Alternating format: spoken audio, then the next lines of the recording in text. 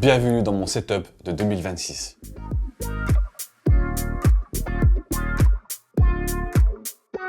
Bon, commençons par ma décoration. L'objectif était d'avoir une déco fonctionnelle, qui soit pas vraiment bling bling ou que je passe pas trop de temps dessus, mais que je m'y sente quand même bien dans cette pièce. Comme un humain lambda qui a besoin d'armoire, il va chez Ikea. Et du coup, j'ai opté pour les 3 armoires Billy. J'en ai disposé 3 ici, donc il y en a une qui me sert vraiment de repos pour mes figurines. Toutes mes boîtes aussi que je collectionne parce que j'ai un vrai problème, je garde tout le temps les boîtes. Je sais pas si vous êtes la même que moi. J'ai du mal à me séparer des boîtes, que ce soit des boîtes pour mes objectifs, pour mes appareils photo, pour mes cartes graphiques et surtout chez Apple. J'aime trop les boîtes Apple, donc ils sont toujours là et j'arrive pas à les jeter, je ne sais pas pourquoi. Donc sur cette armoire, vous allez retrouver vraiment toute ma collection de jouets, etc. Je suis un gros gamin, j'aime trop ça. Et je trouve ça rend stylé dans une pièce, donc voilà, j'ai mis ça ici. On a aussi l'armoire du milieu qui est couchée et qui va me servir surtout pour mettre tout mon matériel, tout mon matos, mais on peut retrouver aussi des éléments de décoration comme des lights. Ici, je mets des lights parce que c'est beaucoup plus facile pour brancher. Et j'ai aussi mon frigo Red Bull qui est là, qui est malheureusement éteint parce que j'ai arrêté le Red Bull. J'en buvais beaucoup trop, c'est pas bon pour la santé. J'essaie de faire quand même attention, donc là, je remplis pas mon frigo parce qu'à chaque fois que je le remplis, au bout de 2 semaines, il n'y a plus rien et c'est pas très bon. Et la troisième armoire qui est au fond, c'est tout simplement une armoire qui va me servir à mettre toutes mes chaussures, toutes mes sneakers. Vu que j'en ai pas tellement, donc j'en ai quand même pas mal, Dieu merci, j'ai aussi les sneakers de ma femme qui sont juste là. Donc ça nous permet de mettre nos chaussures ici et de pas les retrouver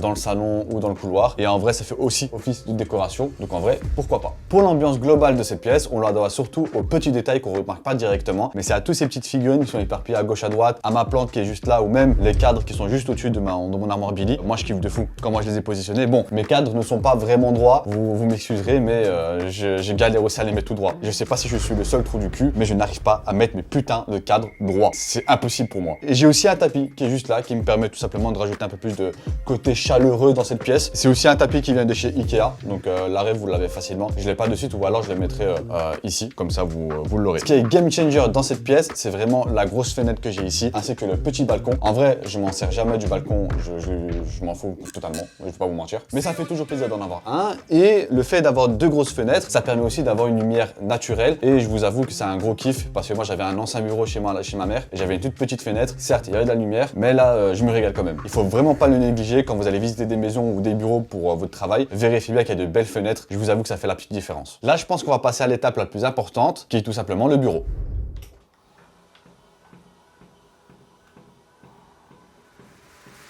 Bon, je dois vous avouer un truc, de base ce bureau n'a pas été conçu pour travailler, mais pour jouer. Bien sûr, au fur et à mesure du temps, j'ai rajouté des choses pour être beaucoup plus confortable quand je travaille, mais vous allez voir que j'ai pas changé drastiquement de setup parce que c'est quand même un budget. Donc c'est pas forcément un workflow que je recommande à ceux qui travaillent dans la vidéo ou dans le montage, mais c'est déjà une très belle base et je suis quand même déjà satisfait. Enfin, je peux travailler, je peux faire mon montage, je peux boucler des missions pour des clients, donc voilà. C'est pas dramatique, mais quand même important de le préciser pour que vous compreniez certains choix. Vous allez voir, c'est quand même assez moyen. Rentrons dans le vif du sujet et commençons par mes 2 écrans. Donc j'ai mon écran principal qui est juste ici, c'est un MSI G2412F à 180 Hz. Je comprends toujours pas c'est quoi ces noms de merde qui utilisent les marques. À un moment donné, faut se concerter et trouver des noms corrects. C'est un 180 Hz 24 pouces Full HD qui est de base du coup conçu pour du gaming. Donc je vous assure que pour monter dessus, c'est une vraie calvaire. Heureusement que j'ai mon Mac et je reviendrai par la suite. Mais en vrai, pour le gaming, ça m'a suffi largement. Je suis pas friand de jouer en 4K. Je joue beaucoup à des jeux compétitifs, donc le 4K, moi je m'en fous. Mais par contre, pour du montage ou de l'étalo, le 4K ça m'aurait fait kiffer. J'avais pas forcément le budget cette année pour passer à du 4K ou à de l'OLED. Ce que je fais sur celui-ci, je mets ma timeline Premiere Pro ou DaVinci, je monte, je regarde des vidéos, j'écris mes textes dessus, bref, tout ce qu'il faut sauf l'étalo. Et juste à côté, on a le second écran qui est le Asus, et encore une fois, je vais devoir lire le nom parce qu'il est horrible. C'est le VY249HGR. Ouais, c'est un vrai problème les noms, je comprends pas pourquoi ils utilisent ce genre de code, mais c'est impossible à lire. Lui par contre, il va jusqu'à du 120 Hz, il fait du 24 pouces et il est aussi en Full HD. Celui-ci me sert juste d'écran d'appui, par exemple quand je suis sur Premiere Pro et quand je fais du montage. Sur l'écran principal, je mets ma timeline Premiere Pro, et sur le second, je vais mettre le moniteur qui me permet d'afficher ce que je vois en temps réel, et du coup ce qui me permet d'avoir une plus grosse timeline sans forcément devoir séparer mon écran en plusieurs segments et de tout avoir directement sur chaque écran. Là, on va passer au périphérique. Pour la souris, aucune surprise, c'est la Logitech MX Master 3S. C'est un modèle que vous avez sûrement vu partout, que ce soit l'ergonomie, les boutons ou même la durée de batterie, c'est vraiment une pépite. Si vous voulez en prendre une, il y a la MX Master 4S qui est sortie. Elle est quasi pareille que celle-ci, sauf qu'elle a des petites fonctionnalités en plus, et pour le prix, ça en vaut la peine. Pour le clavier, ici j'ai un Hypomaker qui est le low profile. En réalité, c'est pas celui-ci que j'utilise quotidiennement, mais actuellement je suis en train de le tester pour voir ce que ça vaut. Pour ceux qui connaissent pas Hypomaker, c'est une marque qui sont vraiment spécialisés dans les claviers. Ils font pas mal de trucs chouettes, mais le seul inconvénient, c'est qu'ils ont pas beaucoup d'AZERTY. Là, concrètement, c'est un QWERTY. En vrai, ça va, je m'y fais, mais c'est pas si confortable que ça. Mais je vais pas vous mentir, que ce soit la qualité du clavier ou la qualité des switches, c'est vraiment stylé. Je pense pas que je vais le garder parce que je préfère quand même mon clavier principal.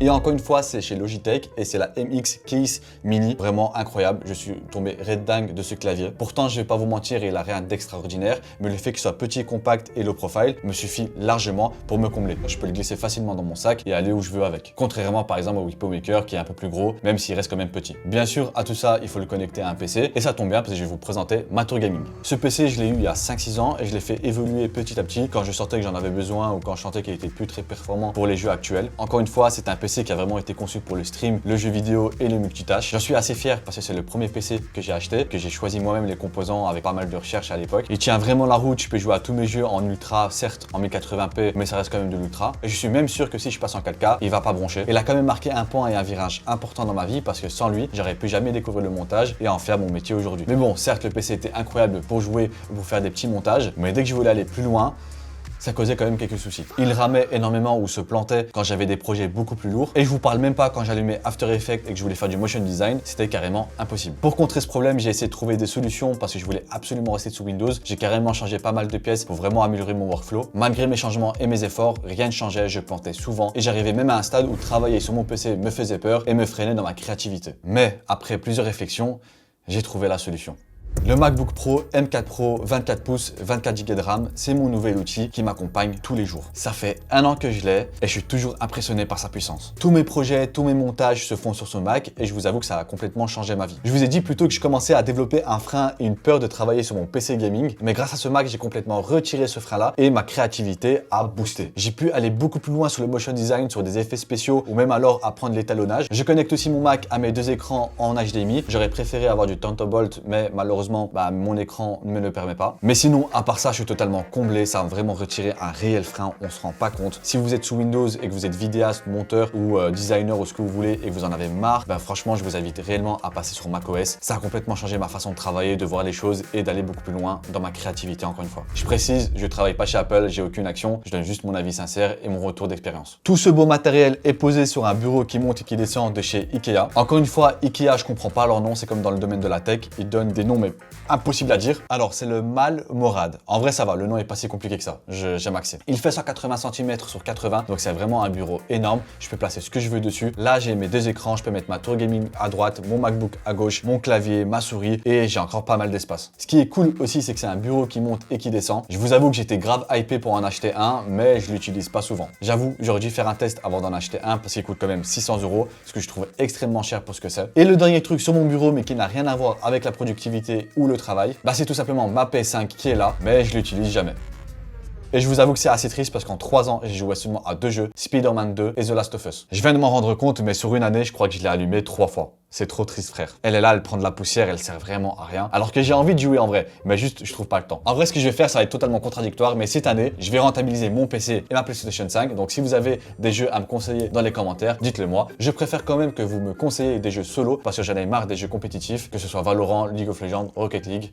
Ça va à la poubelle. Donc voilà, c'était mon petit tour setup 2026. Je suis quand même très content de travailler ici. J'ai aussi énormément de chance d'avoir une chambre dédiée à ça. Je sais que c'est pas le cas pour tout le monde qui habite sur Bruxelles où les loyers sont hyper chers ou alors vivent avec leur famille. Donc je suis très chanceux et si un jour vous avez l'occasion de le faire, faites-le parce que ça va booster votre créativité et votre envie de travailler. Et j'ai aussi une dernière chose à vous dire, c'est que la plupart des choses que je vous ai montrées, je vais les mettre en vente. La raison est juste que je vais bientôt démarrer une nouvelle aventure. Je vais devoir quitter mon appartement et je vais pas pouvoir tout garder ou le ramener avec moi. Donc si vous êtes intéressé par l'un des produits, allez dans la description, je vous mentionnerai si je le vends ou pas. Et si tu habites en Belgique ou à Bruxelles, tu pourras venir les récupérer sans problème. Bien sûr, je vous donnerai beaucoup plus d'informations en temps voulu sur mon nouveau projet. Ce sera lié un peu sur du YouTube, donc vous aurez bientôt la réponse. Et je vous rassure, rien de grave, c'est que du positif, enfin je l'espère. Merci d'avoir regardé cette vidéo et j'espère que vous avez kiffé. Et si tu as encore envie de voir ma petite tête, je te mets une vidéo juste ici pour que tu puisses aller la regarder. Allez, salut!